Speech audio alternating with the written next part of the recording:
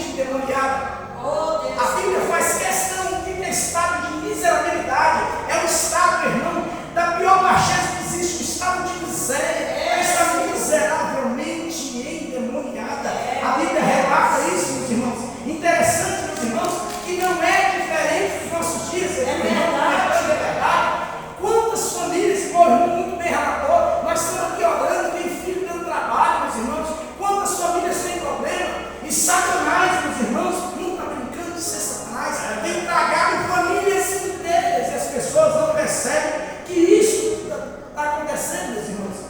Eu acho interessante que o bispo Is, em uma das suas pregações, o nosso presidente, um homem que eu admiro muito, muito inteligente, falou algo interessante. Ele falou assim, que todo paraíso tem uma serpente. Eu falei, mas o que é esse paraíso que o bispo quer dizer? A nossa casa. Tem uma serpente para mim. A serpente é minha filha? É meu filho? É meu marido? Não, meus irmãos. Muitas vezes a serpente, meus irmãos, é a má companhia do seu filho. Muitas vezes a serpente é o celular que, usado de forma incorreta, tem trazido divisões dos lares. O que nós mais vemos hoje são lares juntos na mesma casa e ao mesmo tempo distantes, porque cada um está com o seu celular, no seu canto, no seu mundinho separado. Não tem mais comunhão com as coisas de Deus. E isso tem arrastado jovens, tem arrastado pessoas para o caminho da perdição, meus irmãos. Lá no paraíso, para vocês terem ideia, o que levou a Eva a pecar não foi um diabo em forma personificada de diabo, foi uma serpente. Sabe por quê? O diabo é sutil, ele vem com manjares. Não espere você, meu irmão, encontrar Satanás de chifrinho, igual pinta dos quadrinhos.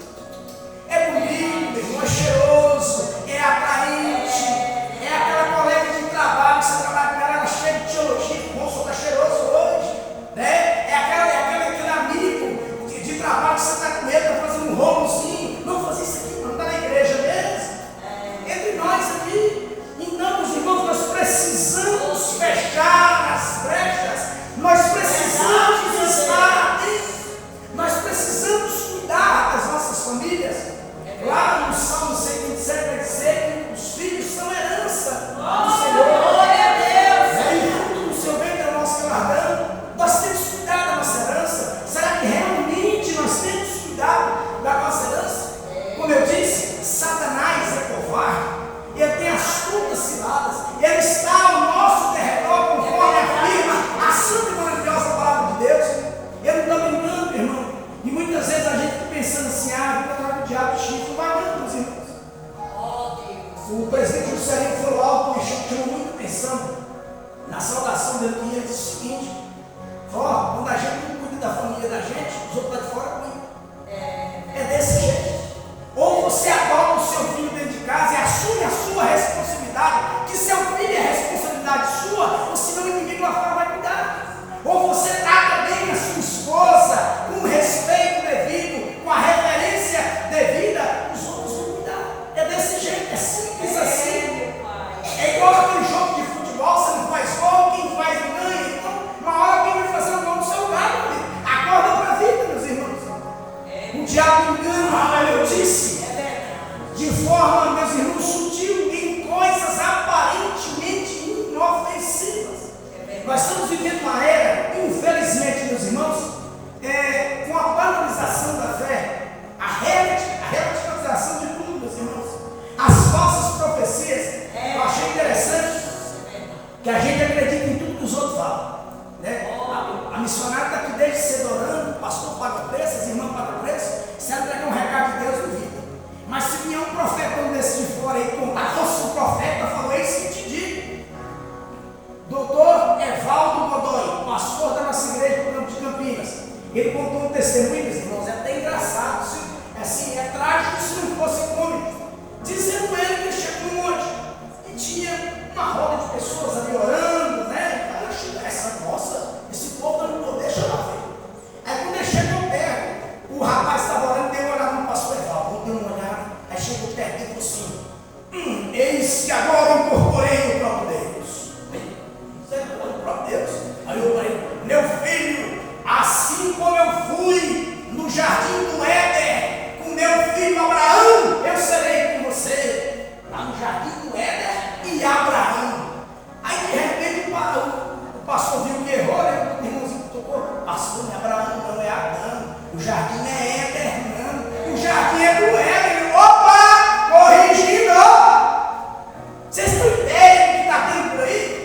Vamos acautelar os falsos profetas. Não estou dizendo para você desprezar toda a profecia, mas avalie. Profecia tem que acontecer, meus irmãos. Ela tem que ter lógica. Quando é coisa de Deus, testifica dentro da gente.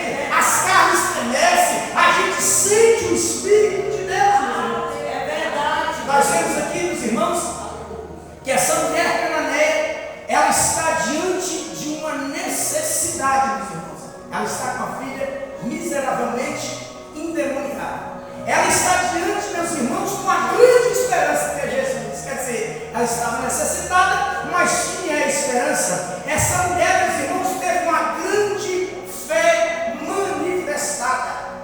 Sabe o que é isso, meus irmãos? Ela ouviu falar de Jesus. Ela ouviu falar de Jesus e pensou: opa, ele pode resolver o meu problema. Ele pode trazer a solução daquilo que eu preciso. E foi atrás de Jesus. Ela foi insistente. Ela chegou gritando: Senhor, filho de Davi, tem misericórdia de mim. Os gritos dela, meu irmão, incomodou tanto que os discípulos chegaram a Jesus: pelo amor de Deus, dispensa esse cão aí, esse troço é cananeiro, está atrás de nós, está gritando errado demais, Jesus. Aí Jesus responde de uma forma, diante da recusa de Jesus, ele responde: eu não vim anunciar para as ovelhas da casa de Israel. Aí ela aumenta o nível. Sabe o que é isso? Aumente o seu nível de adoração. Tem horas que o Senhor realmente vai ficar em silêncio. Ele não vai responder a sua adoração. Você precisa sair do raso, do básico. Você precisa entrar no santo dos santos pelo novo e vivo caminho. Tomar postura diante de Deus. Tem hora, meus irmãos, já aconteceu comigo, acontece em casa, parece que o céu fecha, fica de bronze, a gente não ouve a voz do Senhor e aquilo vai causando angústia, a gente começa a sofrer, a gente começa, meus irmãos, a ficar arrepiado e aquilo vai nos matando a cada dia. Então, meus irmãos, tem hora que a gente precisa, como essa mulher, aumentar o nível de adoração, entender aquilo que o Senhor pode fazer. Nós vemos essa mulher, meus irmãos, parece aquele tipo de mulher que nunca veio à igreja, ela nunca teve aqui uma campanha, um culto em si, uma escola dominical, mas tem muitos ídolos em fora que acreditam, meus irmãos, pasmem, muito mais em Jesus do que nós estamos vivendo, sabia? Nós estamos com Jesus, ao lado de Jesus e não reconhecemos Jesus. Eu acho interessante. Me lembra aquela passagem do publicano e fariseu, lá de Lucas 18. O publicano e fariseu sobem, porque em Jerusalém você só sobe. Eles sobem para orar, aí estão de um lado do outro. Aí de repente o fariseu está no reino: eu sou dizimista, eu sou ofertante, eu sou homem de Deus, não sou igual a esse publicano. Coitadinho do publicano, está com a mãozinha no peito batendo: Senhor, eu sou miserável, eu dependo de Ti, eu preciso de Ti, meus irmãos. O grande teólogo Richard Trent, ele fala algo interessante sobre essa passagem. Ele tem um pequeno poema. Ele diz o seguinte: dois subiram para orar. Ele diz: aliás, um subiu para orar e o outro para acabar-se. Um estava de pé pisando nas alturas e o outro nem se atrevia a olhar. Um estava diante do altar de Deus e o outro estava diante do Deus do altar. Meus irmãos, Deus não vê a sua oferta, Ele vê o ofertante primeiro. Não vem entregar a sua oferta, não venha fazer a sua petição de qualquer forma. Venha para a igreja com a inteira certeza da sua fé, que o Senhor vai resolver o seu problema, que o Senhor vai restaurar a sua família. Nós precisamos, meus irmãos, ter certeza da fé. Eu sempre costumo dizer que quando a gente vem para a igreja, meus irmãos, a gente tem que entrar ali com alegria. Né? Salmo 22, vamos à casa do Senhor. Disposição. Interessante, esse tempo atrás, eu até estava dando um testemunho, uma saudação na igreja, e falei a respeito, salvo engano, o pessoal de Cabo Verde. Mas sabe aqueles ensinados, irmão? Eles pegam as primícias das colheitas deles e entram na igreja alegre, dançando, para dizimar com alegria. Oh, coisa boa, eu vou dizimar na casa do Senhor. Muitas vezes eu revi dizimar aqui: meu Deus, cadê que isso é real, hein? Cadê a moedinha de 5 centavos? 50 centavos. Irmão, não estou dizendo para você fazer barganha. Eu estou dizendo para você que você precisa alinhar as suas intenções com as suas motivações. Deus conhece o teu coração. Então, se você tem ofertar vindo com alegria, com inteira certeza da sua fé, o Senhor vai resolver, vai restaurar o seu lar. Aí muitas vezes eu pode ir de qualquer jeito. Vou ver quem vai dar lá. Nós estamos vivendo, meus irmãos, infelizmente, a era do evangelho barato. O evangelho lâmpada de Aladim. Sabe aquele evangelho lâmpada de Aladim? de Aladim, meus irmãos, você esfrega a lâmpada, aí sai o gênio de Jesus. Jesus, eu quero saber do meu pedido. Essa era do evangelho barato, lâmpada de Aladim, de crentes, meus irmãos, que mais parecem clientes exigentes. Vem na igreja e parece que é macarrão instantâneo. Já quer pedir, quer que as coisas acontecem. É aqui, vou botar Jesus contra a parede. Se Jesus não fizer, não vai mais fazer. Não vai fazer, meu. Jesus não é o teu mordomo. Jesus não é o teu facilitador. Mude o seu nível de adoração e seu nível de relacionamento com Deus, meus irmãos. Quero te dizer algo, isso é forte. Um professor meu, na escola de teologia, falou algo interessante. Ele falou o seguinte: o peixe fora d'água é um peixe morto, mas a água sem o peixe continua sendo água. Ou seja, você sem Jesus não é ninguém, e Jesus sem você continua sendo Jesus. Então se posicione. Deus está falando alguém nessa noite para tomar novos rumos da sua vida, tomar posicionamento diante de Deus, aumentar o nível de adoração. Vivemos uma era, meus irmãos, de pregadores pragmáticos. O que é o pragmatismo? Vai dar certo, mas irmão, se você não ofertar aqui no deserto, rasga minha Bíblia. Já ouvi isso demais. Bota Deus à prova, vamos botar Deus à prova. Fazer prova de mim, mas é com respeito e com temor, é de qualquer jeito, não. Sabe, nós estamos vivendo assim. Eu já achei interessante, aconteceu algo na minha igreja, não vou citar o nome da irmã, que é muito conhecida. Achei esquisito, sabe, o posicionamento dela, um problema familiar. Ela chegou em mim e falou: irmão, como é que dá as coisas? Ela olhou em mim e falou assim: o mesmo problema, nada resolveu. Jesus está lerdo demais. Olhei para ela, eu não entendi, eu não entendi, né? Que não, Jesus está lerdo. Que conversa que é essa? Agora é o seguinte: é como se eu não assumisse as minhas próprias culpas e queresse transferir para alguém. Agora até Jesus é culpado. Isso é um novo crente. Você é crente tradicional, é crente antigo dentro da igreja. Não é recém-convertido, não. Olha a conversa, Jesus não resolve, não age logo nessa causa, meus irmãos. Nós vemos aqui, meus irmãos, que essa cananeia, essa mulher corajosa, essa mulher resiliente, meus irmãos, ela entendia a essência, que não era o pão, mas que era a essência das coisas de Deus. Como eu disse, tem muitas pessoas que estão na igreja, mas a igreja não está nele. É aquela passagem dos discípulos do caminho de Emaús, andam do lado de Jesus, comem com Jesus e não reconhecem Jesus. E quantos crentes estão dessa forma, meus irmãos? Não significa que você está na casa do Senhor, que você vem para todos os cultos, que você está sendo um crente verdadeiro. Vou dar um exemplo claro, fácil para os irmãos entenderem. Judas sentava na mesa com Jesus, Judas comia com Jesus, Judas estava junto de Jesus, Judas até beijou Jesus. E quem que Judas era, meu irmão? Um traidor, alguém que traiu ao Senhor, meus irmãos.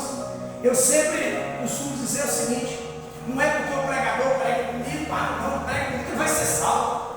Esse dia atrás eu achei interessante. O pastor Eli Soares fala algo interessante. Ele falou assim: o que nos salva não é nessa pressão teológica, não, viu? O irmão Juscelino, o presidente Juscelino, veio aqui e tem uma palavra, não é minha esposa, eu gastei muita sabedoria nas palavras.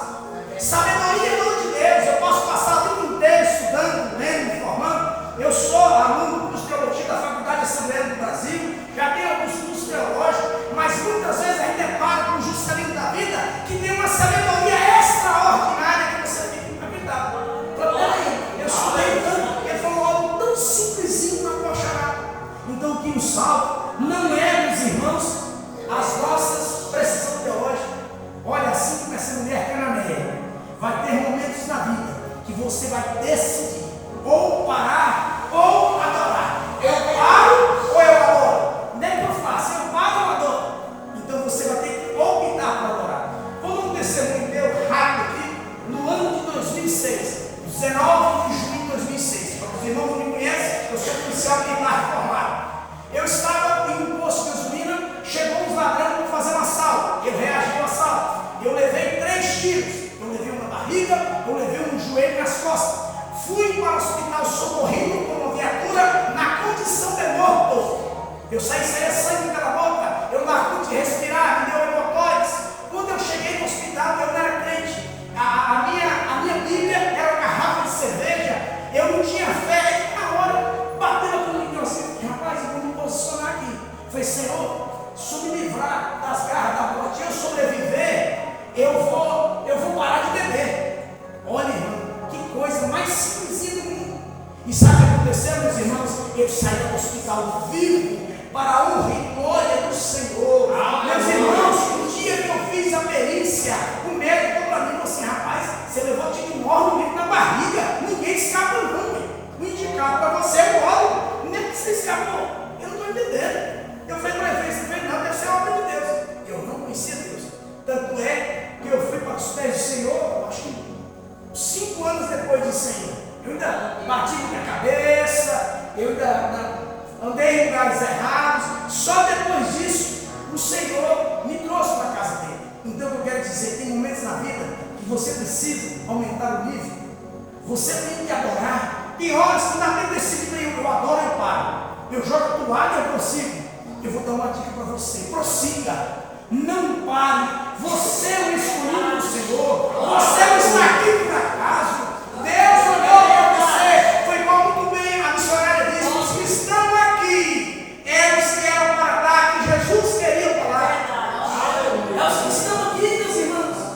Então, eu quero te dizer essa noite, aumenta o nível de adoração.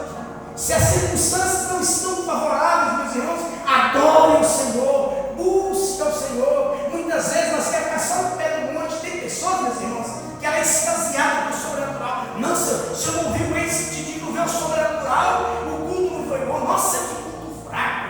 Eu quero dizer algo nessa noite. Igreja é lugar de adoração. Ser crente é na prática de vida diária.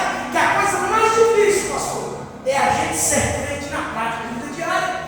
É no trânsito. É o lugar que eu tenho mais problemas. Se minha esposa, eu preciso me converter. É verdade. São essas coisas que vão nos pegando, nos matando. Aí Satanás já sabe a sua fraqueza, por isso, principalmente no trânsito. Então eu vou atacar no trânsito. Então a gente precisa de vigiar, meus irmãos. Aí você me fala assim, mas Charles, eu sou escolhido? É escolhido. Por que eu passo dificuldade? Mas o próprio Jesus nunca mentiu para nós. O que eu disse? E nesse mundo tereis aflições, mas tende bom ânimo. Eu venci o mundo. Alain Brizotti vai dizer uma frase interessante, que diz o seguinte: ser cristão não é a ausência de crise, mas é a certeza feliz que as crises vão passar e eu vou permanecer, porque Cristo é o centro de tudo, meus irmãos. A vida, meus irmãos, ela não tem um enredo lógico. A vida não é uma matemática fria, exata, certinho. A vida é feita de altos e baixos, perdas e crise. Tem dia que você vai estar bem, tem dia que você vai estar mal. Os discípulos estavam com Jesus, meus irmãos, na multiplicação dos pães. Todo mundo empolgado, nossa, Jesus multiplicou os pães, empolgado com aquilo. Nossa, nós vimos que maravilha, Jesus tem pão. Passa do outro lado. Não, Jesus, o pão, o Senhor multiplicou os pães, passa do outro lado. De repente, meus irmãos, eles deparam com o quê? Com uma tempestade. O que Jesus quer mostrar com isso? Que você vai passar por momentos felizes e vai ter os dias tristes também, porque um dia mal vai chegar. Eu não posso aqui, meus irmãos, de repente falar para vocês, não, vai ser tudo mil maravilha. É aceitar Jesus que os planetas resolveram. E é incrível, quando você começa uma campanha dessa, o diabo levanta dentro de casa. O marido começa, meus irmãos, a não gostar de você vir para a igreja, começa a apelar com a gente, meus irmãos. Então, meus irmãos, essa mulher entendia o que era a essência. Ela entendia quem era Jesus. Ela ouviu falar de Jesus e sabia que Jesus poderia resolver o problema dela. A gente vai deparar, meus irmãos, no decorrer da vida, com pessoas que apenas vão receber milagres. Sabia disso? Tem pessoas que vão vir à igreja e apenas vão receber milagres e não salvação. Dou exemplo, os 10 leprosos. 10 leprosos foram curados. Quantos voltaram? Não lembra na Bíblia. Quantos voltaram? E ele era o quê? Samaritano. Olha quem voltou, um estrangeiro voltou para agradecer. Aí que Jesus falou? A tua fé te salvou. Que Jesus não fazia milagres por milagres. Jesus não quer fazer milagre na tua vida, não. Ele quer te salvar, ele quer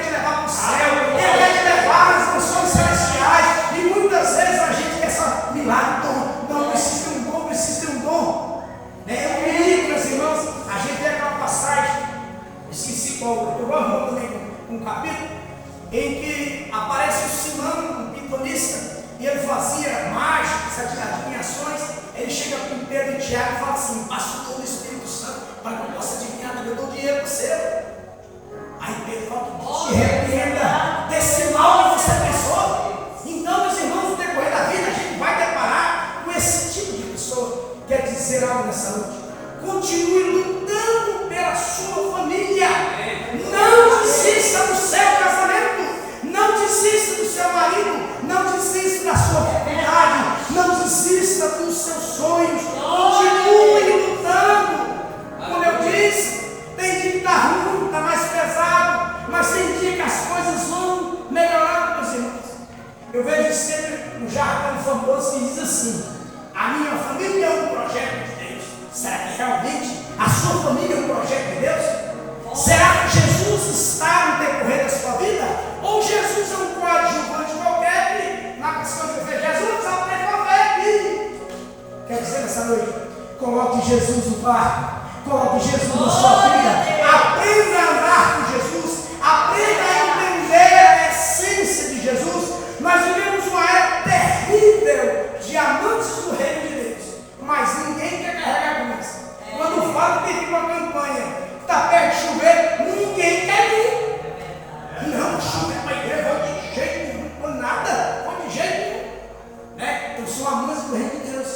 Como se Jesus, igual um colega meu sabiamente falou um dia, você Charles, nós estamos vendo da seguinte forma: tem mais gente interessada na bênção do que o dono da bênção. Sabe nem que a gente vê aqui? Tem muitos que recebem, eu já vi pessoas recebendo milagres na igreja, cura. Eu tenho um caso familiar, uma sobrinha minha, que deu um câncer lá no hospital, quase morrendo, aceitou Jesus. Minha mãe falou assim: essa menina é missionária, vai ser missionária. Nós ficamos felizes, nossa, e falava de Jesus, foi curado de câncer, câncer do pulmão, meus irmãos. Falava de Jesus, foi curado de câncer, câncer do pulmão, meus irmãos. Aí sabe o que ela fez? Assim foi curada, ela botou uma roupa de Satanás e foi pular o carnaval. Olha que você vê aqui as coisas, ela não entendeu nada, a essência do que teria acontecido com ela. Eu cheguei até o ponto da grava e falei: filha, você não entendeu o que o Senhor fez na sua vida. Olha, meus irmãos, a gente não pode ser inocente no mundo que vivemos. Doutor Rodrigo Bilho, pastor, ele vai dizer o seguinte: eu preciso ter uma fé que pensa e um pensamento que adora.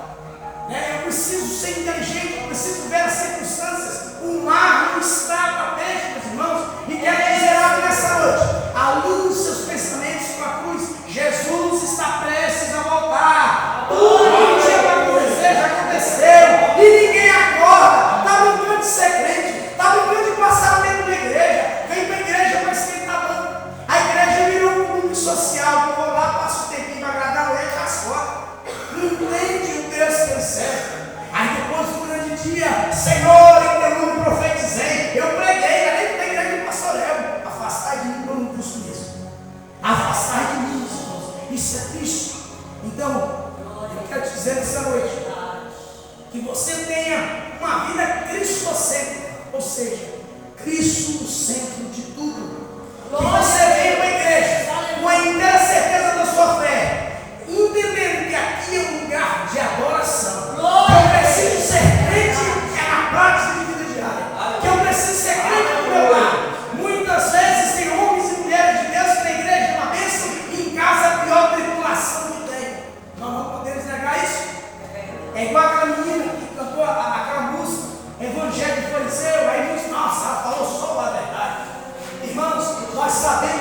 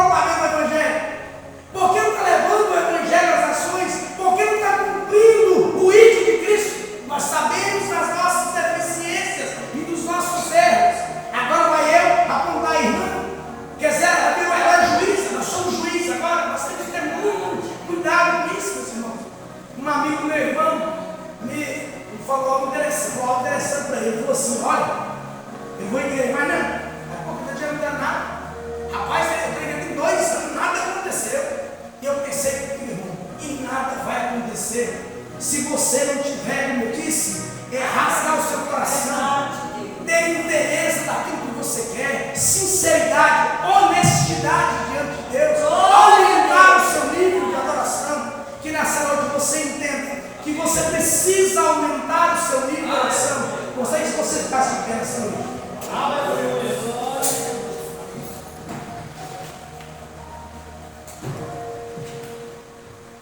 Irmãos, como eu disse, nós estamos vivendo os últimos dias, as últimas horas. Então é hora de não deixar ninguém para trás. A palavra de ordem agora é lutar pela sua família.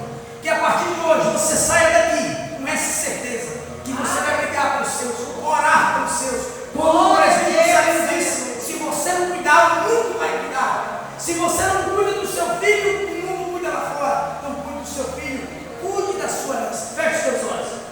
Santo Deus e eterno Pai, eis aqui, ó Pai, os seus filhos, que vieram aqui, ó Pai, em busca de restauração da família, que vieram aqui, meu Deus, em busca de resposta. Pai, derrama a unção do teu Espírito Santo sobre meus filhos, ó Pai, cobre com teu sangue, ó Pai, protege, guarda. Deus, Pai, ó Pai, estratégia, inteligência e sabedoria, ó Pai, para criar os filhos dos teus caminhos, ó Pai. Dê a eles inteligência, meu Deus, derrama virtude sobre nós, e assim nós te louvamos e te agradecemos em nome de Jesus. E as palmas da mão.